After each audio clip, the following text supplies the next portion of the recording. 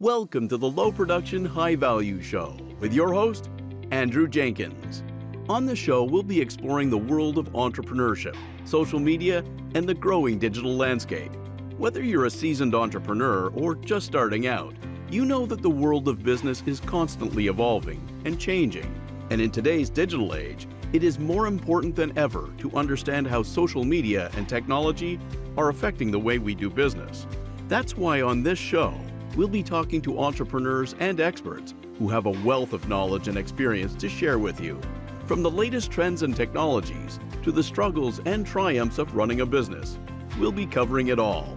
So if you're looking to level up your entrepreneurial game and become more digitally savvy, then let's get started with the Low Production, High Value Show. Welcome to the latest episode. Today's guest is Patricia Quintero. And for everyone's benefit, Patricia, could you just share a little bit about your agency and the work that you focus on? Yeah, hi. Thank you, Andrew, for having me. This is such I really appreciate the opportunity. Yeah, Quintero & Co. is a Toronto-based digital marketing services firm. We specialize in, I always say that what we do is we help small and startups and small businesses navigate the digital change. Really, what we do web design, we do branding, we do social media, but above everything, our big umbrella is strategy and always trying to see it with an integrated marketing approach. So just because they are small businesses, they really need sort of like that sounding board in terms of just more than just being digital. It's like just let's try to be where the client is and help them get like a cohesive and professional view or brand in the marketplace. Mhm. Are there, is it predominantly B2C or B2B or a bit of both? We started our B2B predominantly. That's sort of like what our strength has been.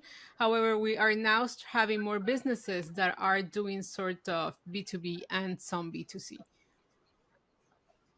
Oh, okay.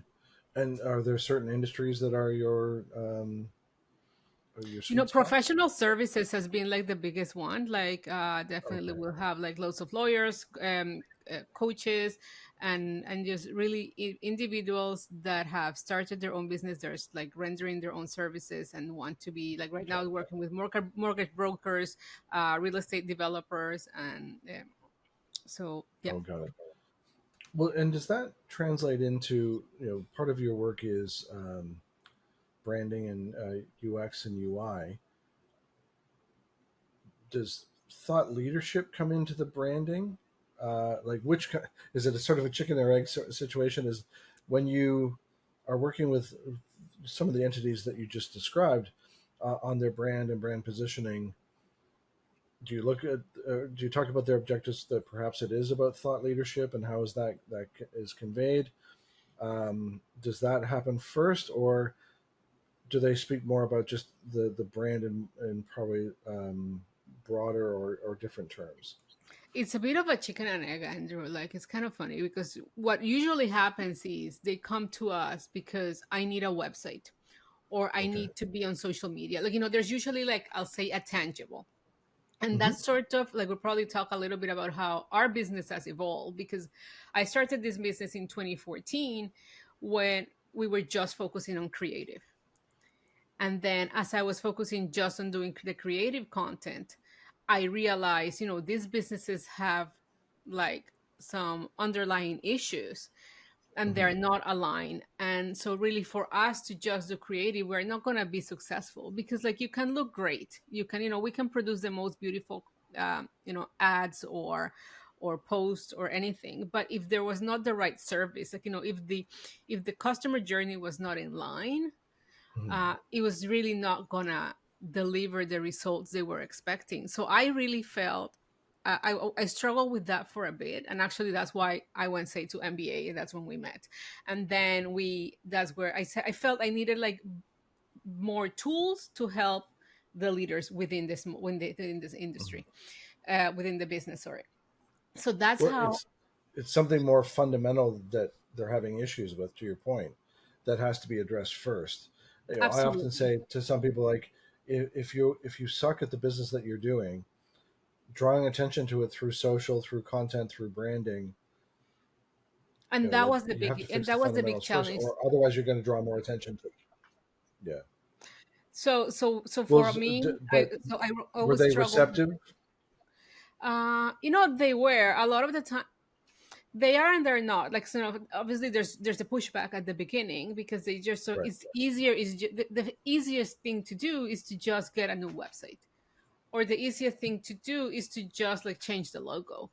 But like, a brand is a promise. A brand has Hmm. values. A brand has so much, like, there's a reason why they want to be there.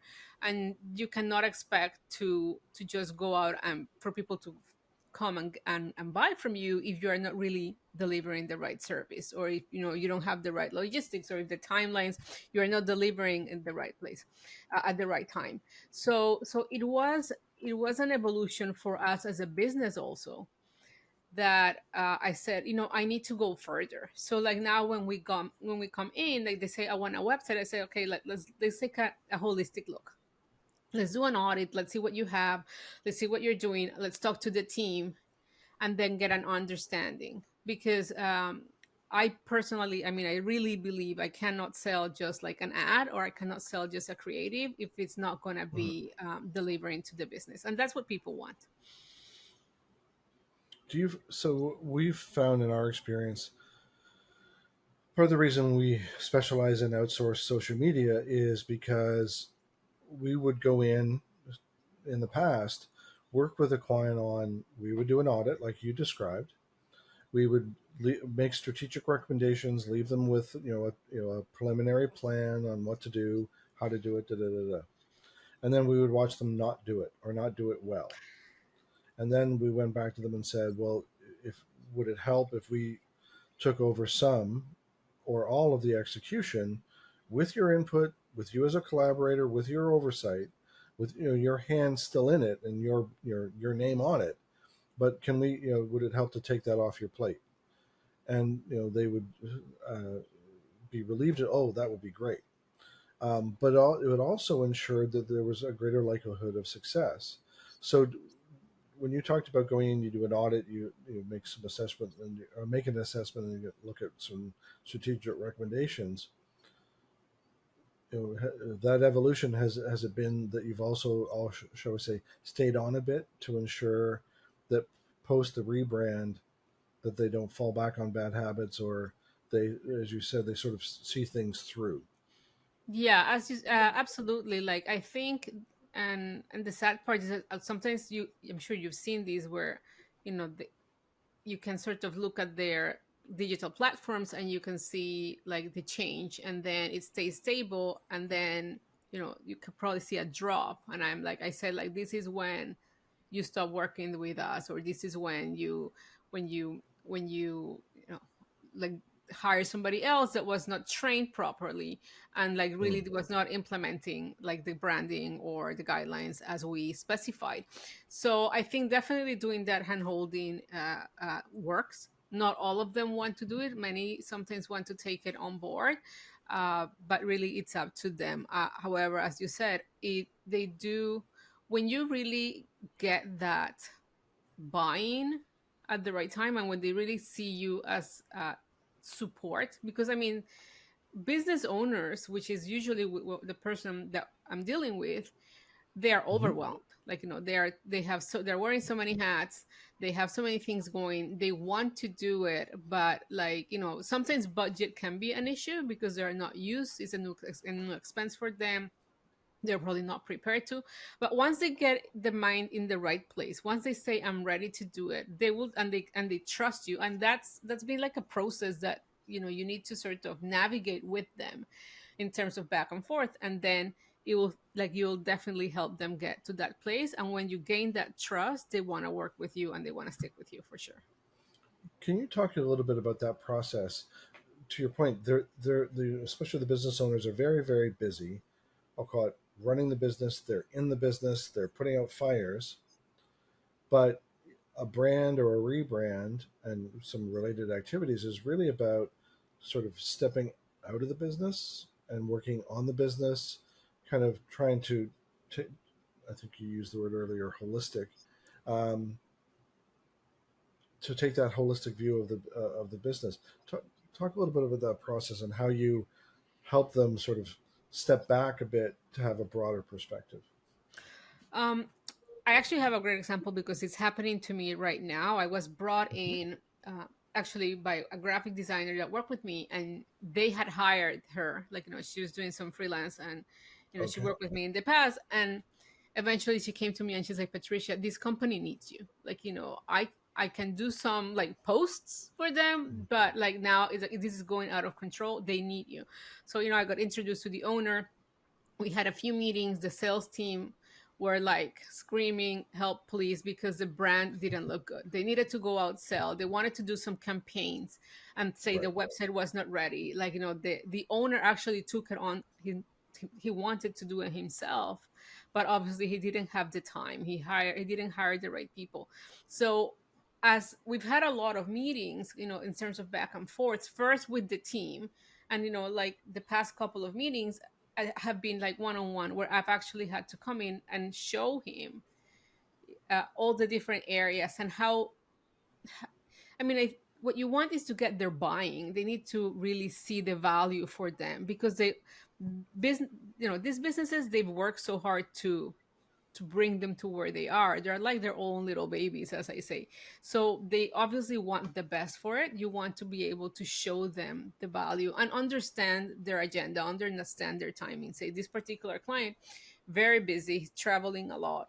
And I remember I saw, the team kept calling me saying, when are you going to do it? When are you going to do it? When is this going to be ready? Because they really want to go out and go out with their job.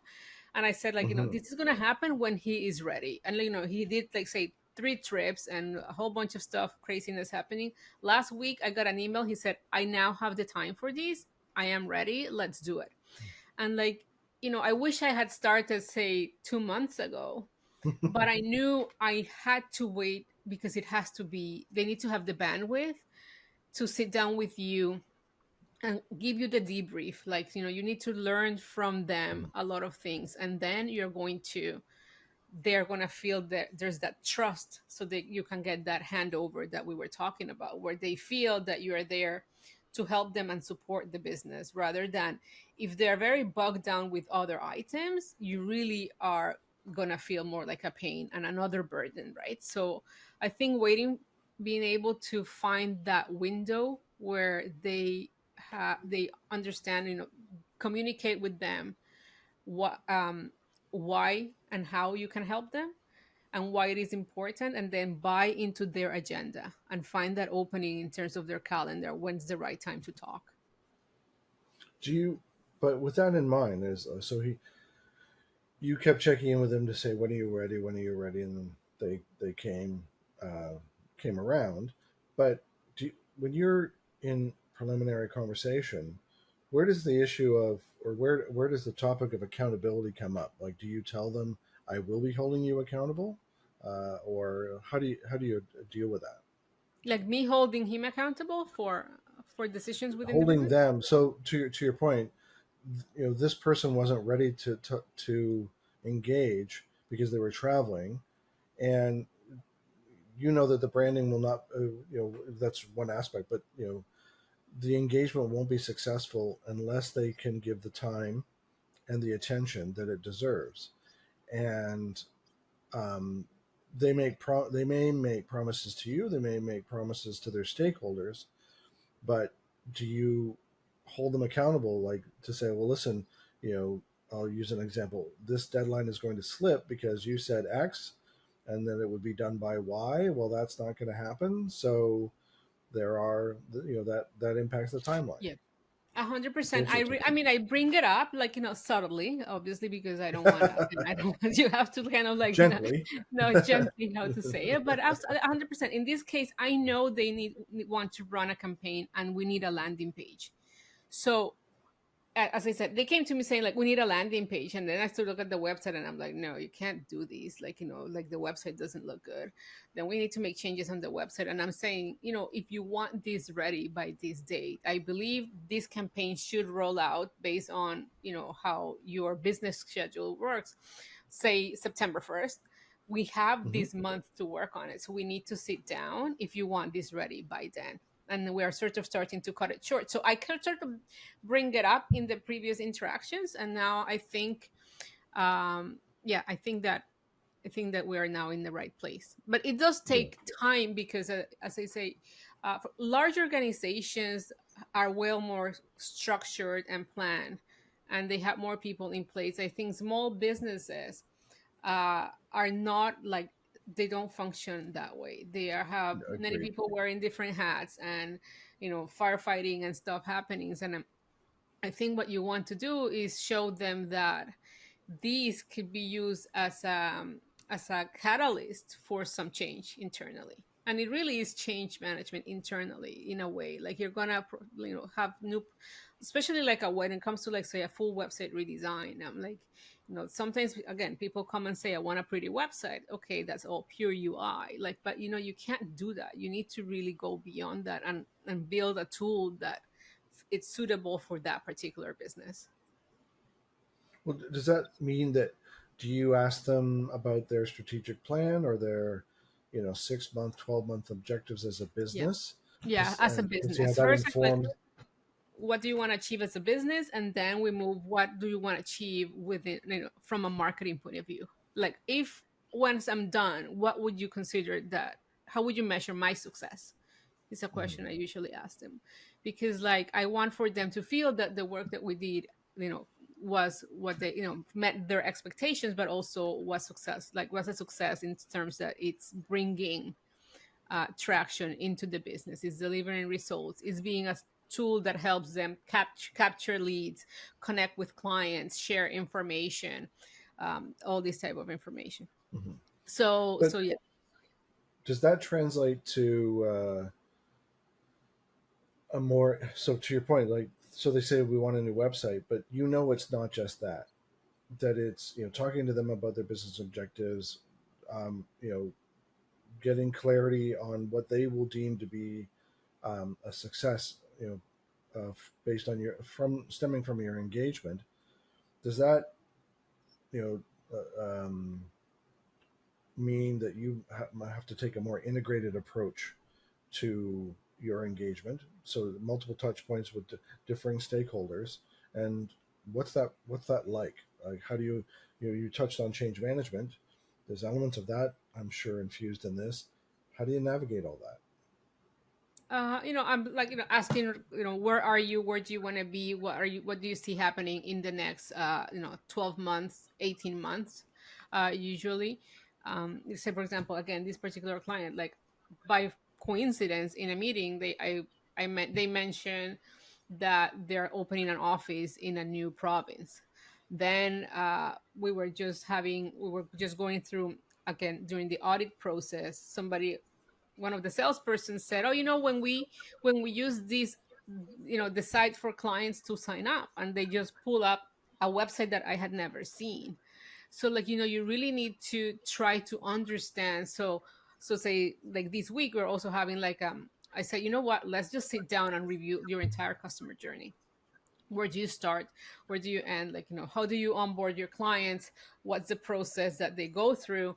And then, because I need to make sure that, and then, because as you're having that discovery process, you find out that there's 7 different type of logo files, that there, forms that, that have not been, that were old, that have not been brought up to date, that you have definitely, there's 2 3 other, there's a CRM that's not up to date, or that maybe they're using but it's not integrated to, like, the newsletter, like. So then you start discovering all these things. So I actually spend quite a bit of time on that upfront process, because, like, it's fundamental. And as I say, it really, I kind of step out of the just marketing and digital marketing to really, like, kind of have an understanding of your business and where you want to be. And then we're going to design something that supports that. What sort of reaction do you get when you show them all the elements of their supposed customer journey, all the elements of their, I'll call it, their systems for service delivery, but how broken or disconnected or underperforming they are? Like, do they acknowledge? Like, it's kind of like there. Do they say, Yeah, yeah, I we mean, know, they you know what they know. There's like these, okay. yeah, we know. Oh, we're so happy that you're here, kind of thing. I mean, unless like there's unless it's something that requires, for example, say that you need to change the CRM, like something that's very, which I've never Mhm. had the case. It's usually it's the opposite. We try to sort of work, okay, which is the big piece of like technology that you have, but yeah, like there's this relief. I mean, again, there's this example where, I mean, the salespeople kept calling me, and I just had to say to them at some point, like, it's going to happen. Trust me, we are trying to get there. But I mean, uh, but you have to be patient. Like, we need Mhm. to make sure get to the right place to push the button. So there's times where they're like, oh my god, that's so cool, or no, that looks so much better. Like, so it's kind of nice to be able to bring that, because you do feel, to your point earlier, when you get there and you sort of feel that you're helping, that you're sort of making a good changing, and also Mhm. making them be in a better place. And now, a word from our sponsor. Social media has become an imperative for almost every business. Discover how to successfully implement an effective social media strategy that is supported and integrated throughout every part of your organization with this essential book from our host, Andrew Jenkins. Social Media Marketing for Business, Scaling an Integrated Social Media Strategy Across Your Organization, is now available from Amazon or KoganPage.com. Has there ever been an instance where, to your point, you go through this audit, you identify these problem areas, broken systems, or no integration between the newsletter and the CRM, or whatever it might be? Have you had situations where, like, there's some people that are concerned that you're illuminating their shortcomings, like that they're worried for their job, or Yeah, they're I mean, worried as I that say, they're you have to going be to very look bad subtle, because because of whatever you don't want you're to insult them, right? um, illuminating?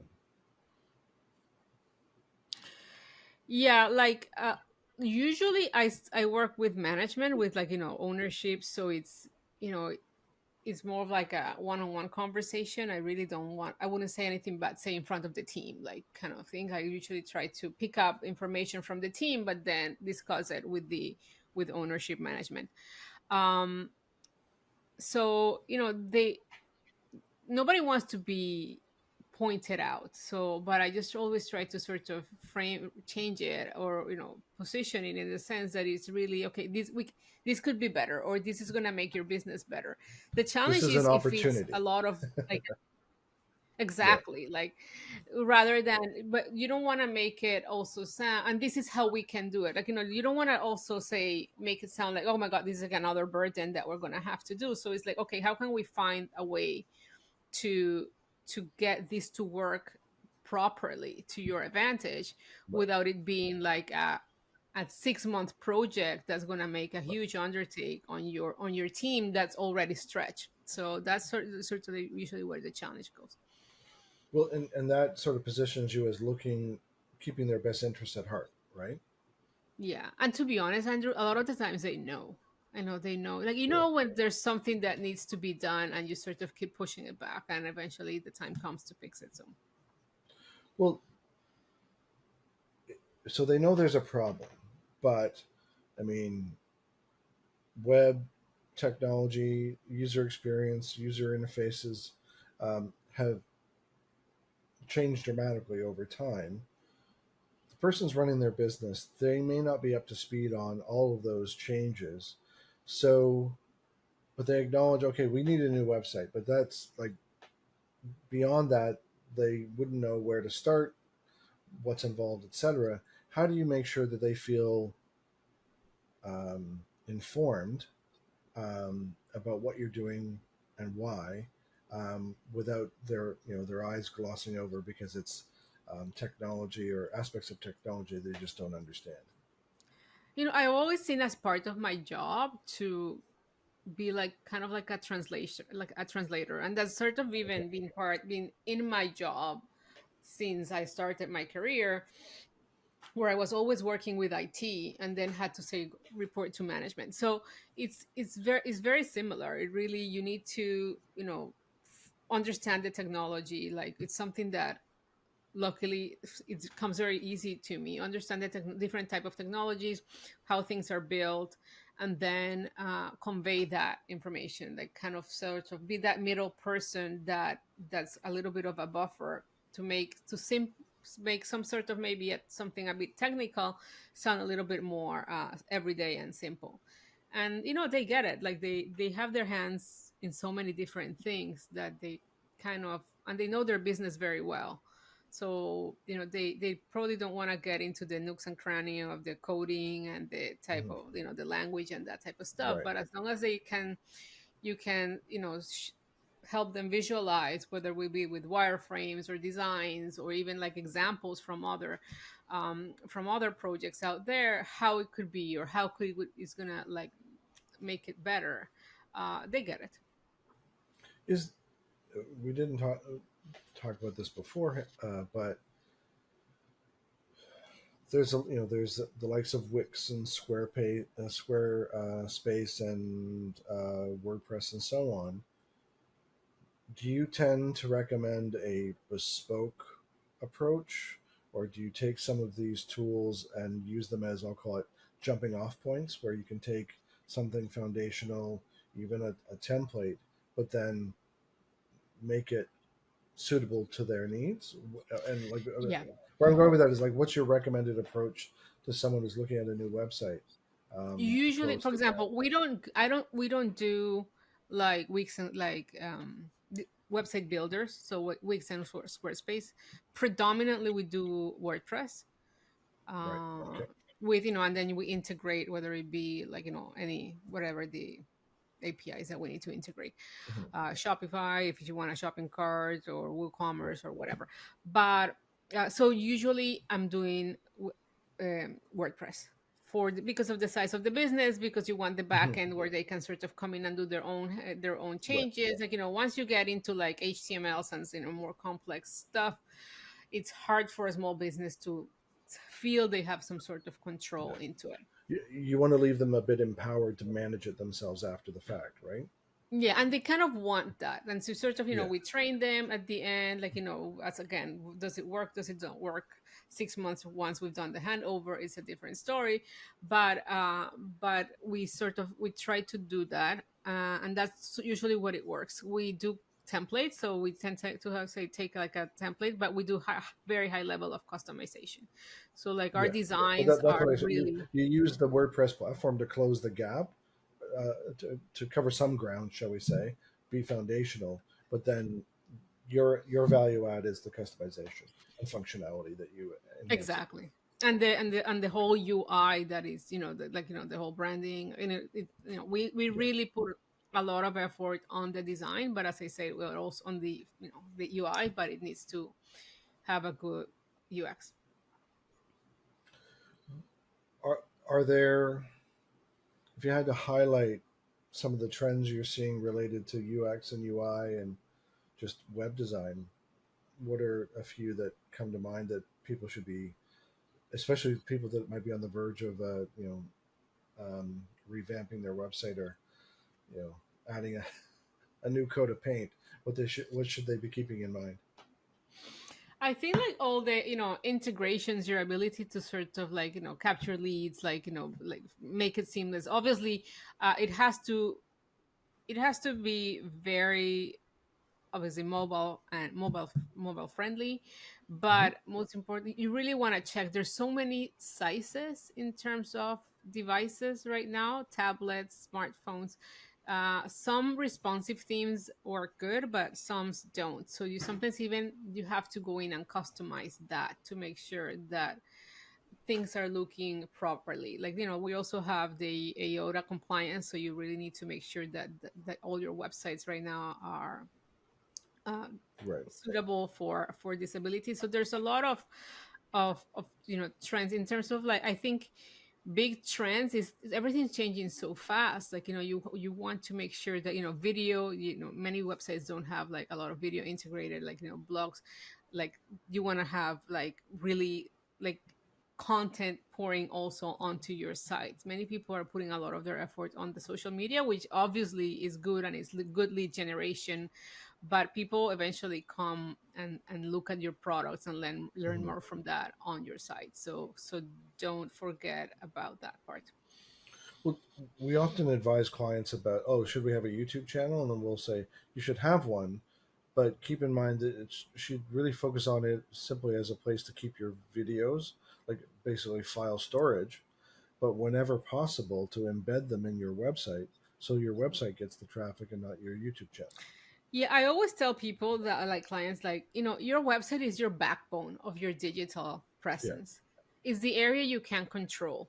I mean, social, the algorithm changes really fast. You don't know what's going to change tomorrow, but your website is what you control, what you own. So, you have to have the paid, the own, and the earned um, content out there. So definitely, like, own your domain, own your URLs, like make sure that all that everything's up to date, that you and yeah. So because it really is where you want to drive traffic. Eventually you probably want to convert people on their site, in terms of, if you have a shopping cart, if you have, even if it's like seminars that you're selling, it doesn't need to be like an actual inventory of product that you have to keep in mind. Like, there's so many things that you can do with Mhm. your site, and that's how people find you also. What have you seen, like, if you're advising a client on where to make an investment? And I don't necessarily mean monetarily, but like, put an emphasis on content, and if so, what content? Or if you want social channels to complement what you're doing on your website,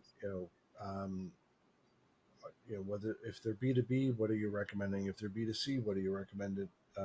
If they incorporating Shopify, I'm curious to know what you're recommending. I mean, the first thing we look and we recommend to every client is have even if it's basic, have a consistent branding package. That Okay. like, you want to make sure that you have your colors right, your fonts, your logos, like that it looks good. Like, if you have like an iconography, like it looks good in small format, whether it be like your Instagram profile, or whether it be your website. So, like, once we have that, then we sort of say, what are your needs? Okay, you're B2B. Let's try to, I mean, obviously LinkedIn is a place where it makes sense to be. If you're B2C, let's really put a lot of effort on, say, Instagram or Facebook, or stuff that is more like B2C friendly. Right. In terms of, so that's sort of what we tend to like recommend, how to spend their dollars, and then create content that can be repurposed. Find testimonials from clients, find like really like value, like content that resonates with your clients. The second thing about branding is like the buyer's persona. You really want to have clarity on who that buyer persona is, so you can understand what is it that will resonate with them, what is it that they would like to listen. So understanding, having clarity on that, and then obviously the values of your organization and what you stand for, and what is it that you want to sort of like people to know about you, or come to you. That's sort of what I first tell clients, like, let's get this clear, then let's sort of start moving and creating the content. So once then you create a content calendar, whether it be a content planner, whether it be for B2B or B2C. You still want to have it. You want to understand, there's the dates that you want to sort of plan your content, and then you want to have stuff that's fresh, that you want to be spontaneous and talk about, that's happening every day, so you can connect. So really having like a structured plan that they can follow and that they can relate to, I think is the best way right now for them to stay connected to their audience, so to be present, to be relevant, and sharing what's happening internally, like, as I say, that's sort of as spontaneous. Hmm. Beyond your own clients, who do you say is doing it well and doing it consistently? So in what sense, like in From a overall from a marketing? being a brand consistency. Oh, there's, I mean, Like there's so who many. when I say that, I guess who jumps out to you? Like who is always, are there a couple that are always top of mind as I'll call it a well executed brand? I like Bloomberg a lot. I follow them. I read their messages. I mean, I really like their short posts on Instagram and how can you can take taking you to like longer contents. Obviously, they have great photography and writing, um, and Sorry, who was it? Bloomberg? Bloomberg. Yeah, Yeah. Bloomberg News. So I really like how they do it because they have like all these. So most of the media outlets I really like and follow. And there's so many. But do you like them or Bloomberg specifically because I'll call it, they're a quick hit with their content, which leads me to a question, sort of follow up question to that. Quick hit content, but like your clients, do are they where and how are they challenged with content? Is it conceiving of it?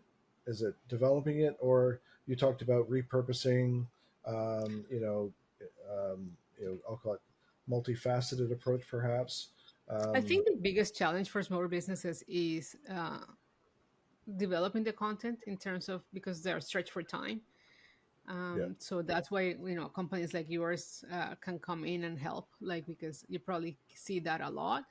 A big concern that I have, especially as things are changing so fast right now, moving forward, is being able to stay up to speed with technology, and how's that going to impact, say, the cost to access it. There's Mhm. so many amazing technologies coming in, especially now with AI. They all cost 30 to $50 a month. And then when you sort of want to add them up, like your marketing budget suddenly has been creeping quite a lot, like in the past few years with, again, trying to stay relevant, trying to create fresh content. It's doable. There's now definitely ways to make it quicker and faster, but also it has to be good, it has to be relevant, it has to be accurate. You have to be careful that you don't say the wrong thing. You have to, in terms of like the messaging, has to be proper. So so I think a lot of small businesses are going to struggle with that, and it worries me. Do you see yourself as having and your team as having a role to help them navigate that? Like, do you see AI and related technology not? My argument has been it's not going to replace people necessarily. But it could replace people. Those that know how to use it could be replacing people that don't. But small business, they have to do a lot with very little. So, do you see it as an opportunity for you to help them scale, be more productive, more efficient, um, with existing resources, or to, A hundred what's your percent. perspective? Like, that's my, I mean, as I said, when I started, like, I've always seen myself, my business as an organization that can come in and help them navigate digital change. And this is yet like another change in the digital landscape.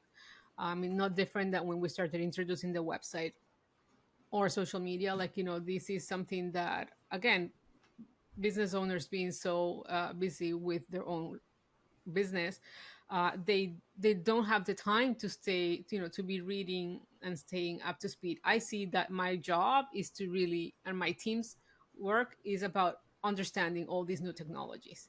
I mean, knowing all the new AI platforms, all the changes. There's a lot of great stuff that's coming out, especially in terms of creative. Like, I think marketing is going to be able to produce some incredible things, better content faster.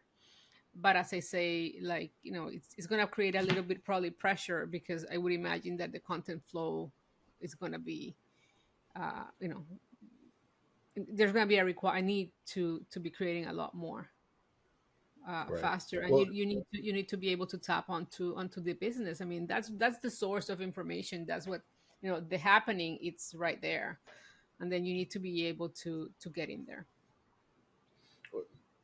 I I see it. I see it as tools to make. Yeah. Someone referred to it that I spoke to referred to it as their second brain. You can test ideas with it. It can reframe an idea that you're mulling over. By no means do I feel replaced, but I feel perhaps more enabled, more empowered. Besides AI, is there any other emerging or technology or something in the digital landscape you're paying attention to? I'm curious if these, because as you said, there are tools, and there's been this, there is starting, and there's going to be this big explosion of like a variety of different tools. I'm I'm I imagine there's going to be some consolidation within the industry, in terms Hmm. of, it's hard to keep track of so many, but I can probably see big platforms embedding these tools within their actual services. So, so there's going to be like, more powerful. Some of the platforms that we're using now are going to become like a lot more powerful and deliver more value. So as you say, yes, we're going to be able to do more and test more. um, I agree with you. I don't think we're going to be replaced. I do think we're going to be, kept on our toes in terms of staying up to date, because things are going to be changing quite fast. And we're going to be able to do some really great things. I do think that that I worry again about the people that can't, that don't don't know what we know, right? Like, there's, as you say, people that can't keep up with the technology, are going to struggle. Well, it's I'm definitely proactively playing with ChatGPT, Google Bard, etc., to understand where and how I can leverage it, um, gain some get some productivity gains, etc. But to your point, it's moving very quickly. I'm not ignoring it, but even for us, you and I that work in the digital space, it's even a challenge for us to stay abreast of. So Yeah. one of the things that I wanted to, I couldn't not ask you, given your work in branding and so on.